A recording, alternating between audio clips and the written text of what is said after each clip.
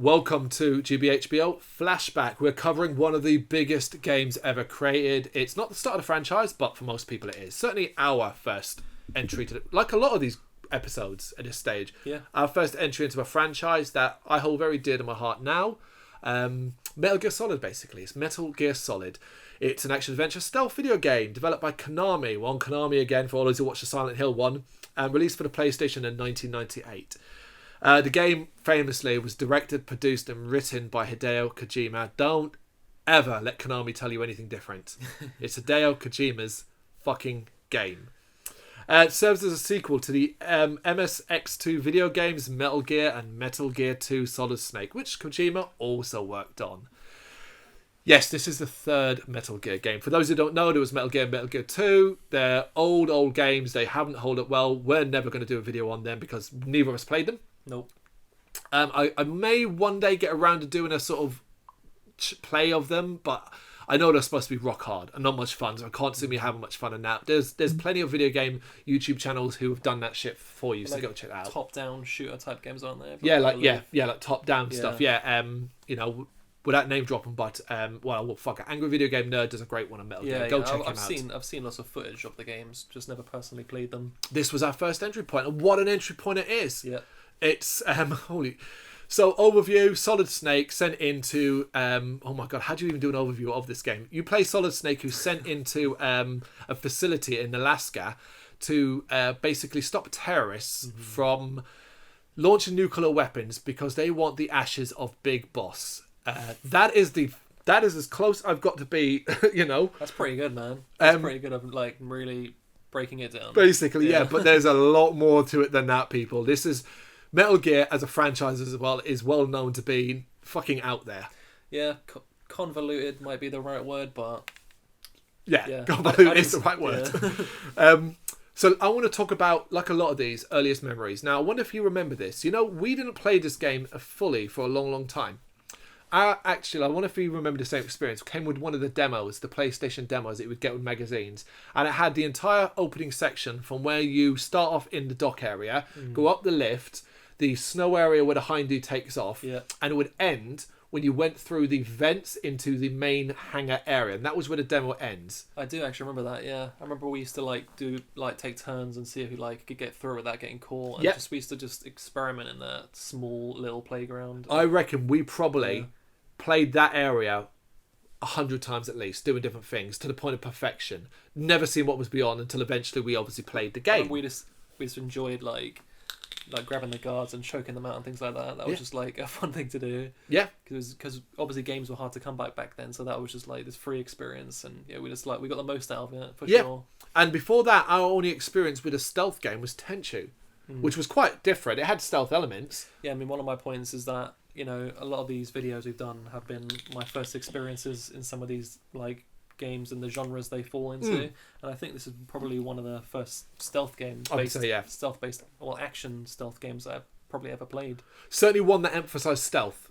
I would say certainly, like, to the point where you kind of not say forced, but you really needed to, because even like I referenced Tenchu, but Tenchu you didn't have to. You needed to get a good score, but if you wanted to go through slashing everyone, you could have done, and it wouldn't really have affected anything. Whereas Metal Gear, stealth was key a lot of the time, for massive areas. So as always, we're going to go through the likes, dislikes, favourite moments, scenes, bits of music. And similar to other videos, say like Ocarina of Time, when it comes to like there's no real breaking this down. It is one of those, what is there not to fucking like? It is, I would say, the first game we ever played that was an epic from beginning to end, Yeah, it's like playing like a movie almost. The dialogue and it's just so complex and... Yeah, great. From that open sequence when you're swimming through the waters and you're getting the calls and he's talking about what happened, you have opening credits like a fucking movie, massive cutscenes, massive action scenes, crazy boss battles, shit, not even including Metal Gear Rex, you're fighting a Hind D at certain points.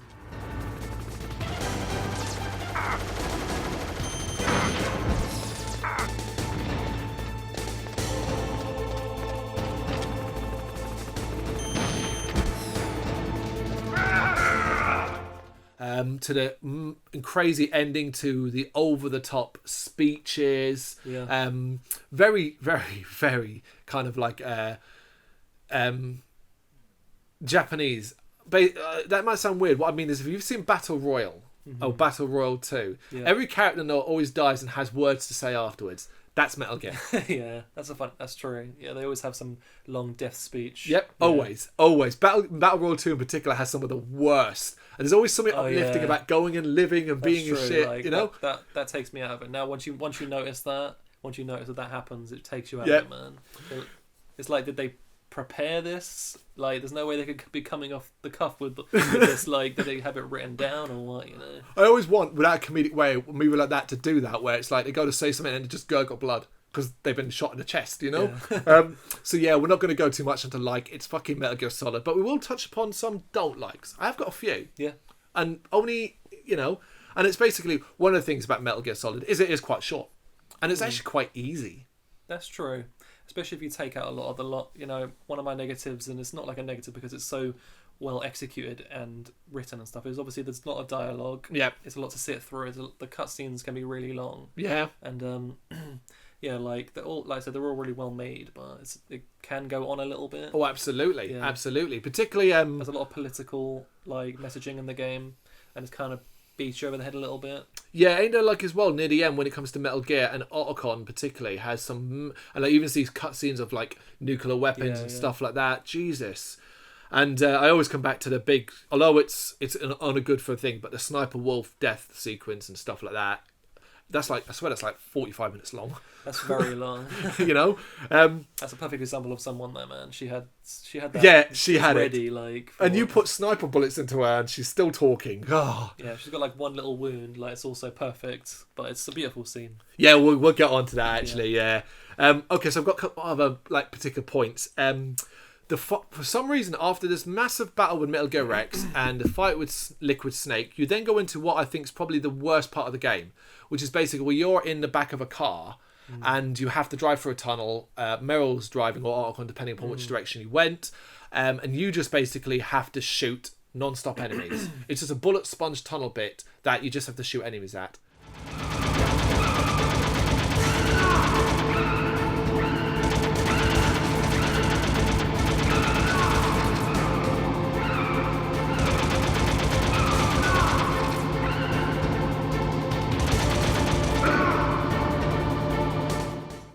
Yeah, it's like an on-rails shooting gallery almost. Basically, yeah, and there's bits where pillars come in the way.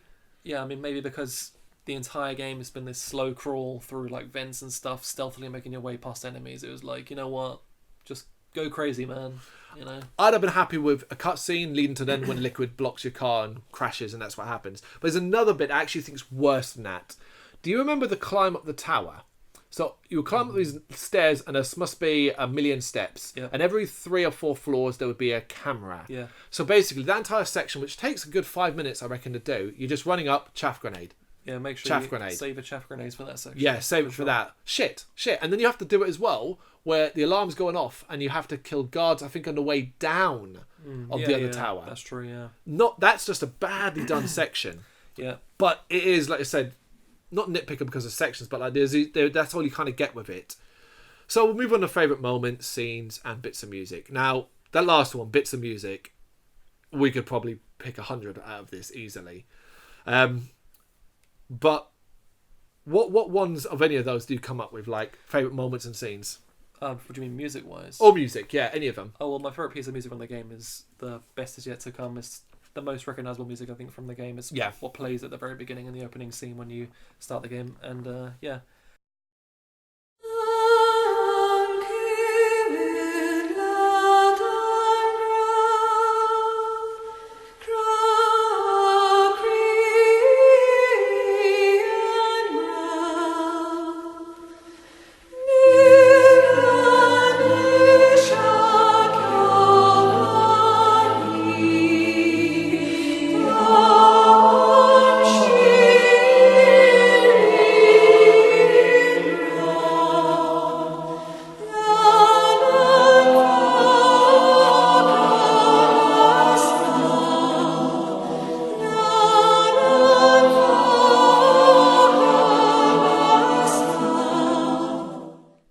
music. Yeah. It really like sets the tone for like this epic tale, I think, because it's just this epic operatic music. Yeah. Everything. It is all like from the music that plays when you've been discovered, Of course, yeah. to the more haunting stuff that plays during Cyborg, whatever his name is, Grey Fox, Grey Fox's sections, to even the sort of piano tune that plays during, say, Sniper Wolf's death and things like that, which is just a variation on The Best Is Yet to Come. It is very memorable music. So many like recognizable just sound bites. You know, like that being spotted by an enemy. Like, you know. Yeah, the fact that would pop up in Wreck-It Ralph as an Easter egg in that movie shows you how iconic that symbol and that noise is. And that ties into as well, like, obviously it's an incredibly well voice acted game. You know, David Hayter as sort of Snake is Snake basically. Yes, yeah. And there's no like bad performances in that at all. No, it's like from the same era as like a game like Resident Evil. 98, exactly. Like, there you go. I mean, that's chalk and cheese in terms of quality control when it comes to voice acting, you know? Yeah, and you got to say as well, look, that was Konami back in the day. So we touched on Konami in the Silent Hill one. Look, in 1998, Metal Gear had been a top-down nothing game, and they poured how much funds into Kojima and this game to take this fucking chance. Yeah. Because it was on Nintendo as well. Yeah, they showed some serious innovation with innovation. I don't know how it got from where it was to on PlayStation 1 Metal Gear Solid. I don't know how it got from there to there, from A to B. Like they're so drastically different. It's insane, isn't it? It's insane. It just shows the creativity of the brilliance of the mind of Hideo Kojima. I mean. Absolutely. And as well, like throughout the game, there's lots of little hidden stuff, secrets, things that you can find after multiple playthroughs. It's just one of those really, really cool things. Yeah, I mean, it's you're presented with these like individual areas where like enemies populate the environment, and you're given such freedom to, you know, make your way through in such a variety of ways. Yeah. You can play it stealthily, but you can just go guns blazing. I mean, it probably won't work out well, but you know, that is an option kind of thing. It is, and you know, just like the extra touches. So like a lot of it was weird stuff as well, but like things I ended up loving after you'd play for 100 times and you'd find out, oh, if you did this certain thing, like if you followed Meryl, when you discover Meryl, I mean, all right, you have to look at her ass to work it out, but that, hey, that's Kojima. You think about Quiet, you know, he loves that shit. You know, you get her fast enough, she won't have time to have her trousers on. She'll do the cutscene in her underpants.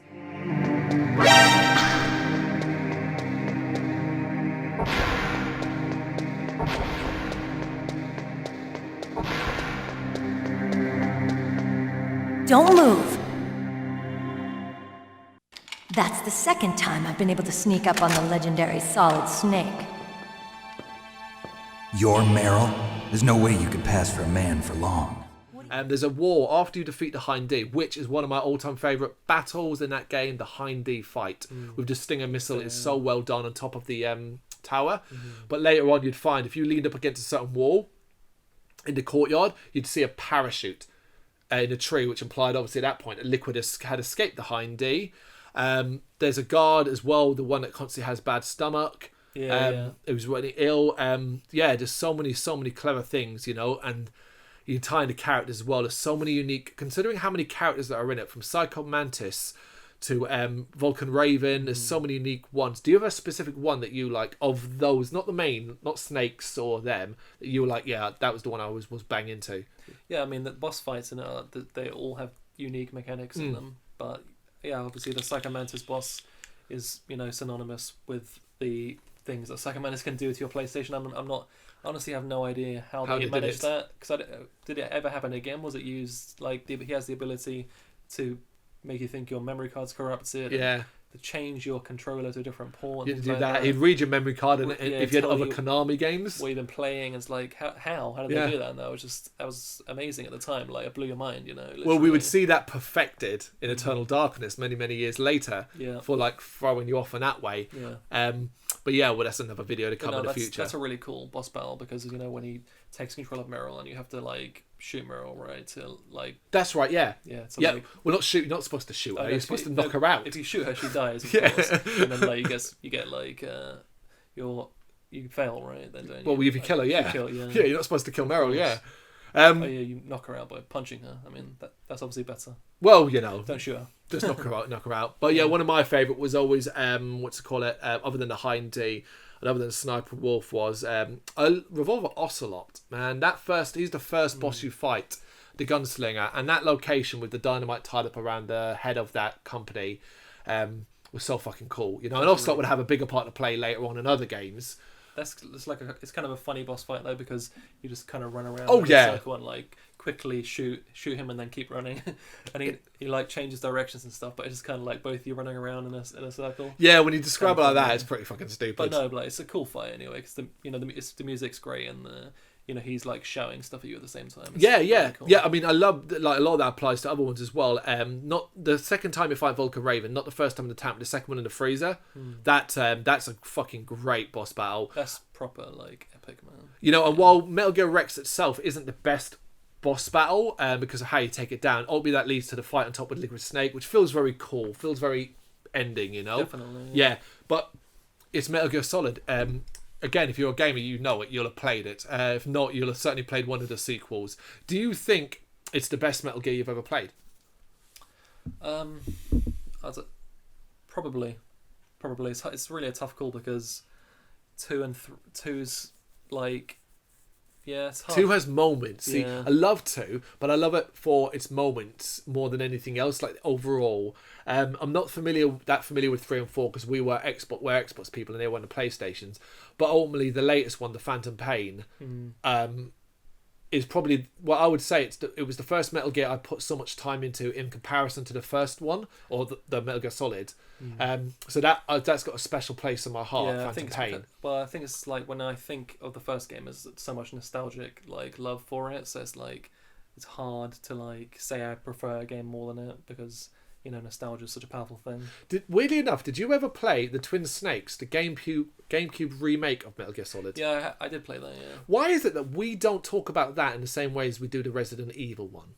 That's a really good point because that was a really well done like remake. Yeah, I'm not sure why. Interesting, isn't it? I don't know. Maybe it's because like Konami just didn't like for some reason they just didn't like continue promoting it as time went on. I don't know. It just it feels like it was quite a quietly released game. I guess because it only came out for the GameCube, but then so did the Resident Evil remake. So look at that. That was so highly revered even at the time. I'd love, you know what? I'll have to try and find. I'd love to go back and play the Twin Snakes and see if it actually is better because I know I played it. I know I've played it. Yeah, I know I've played it too, but it's like I'd love to go back and check it out again. Yeah, and see if it because like what we're missing. Yeah.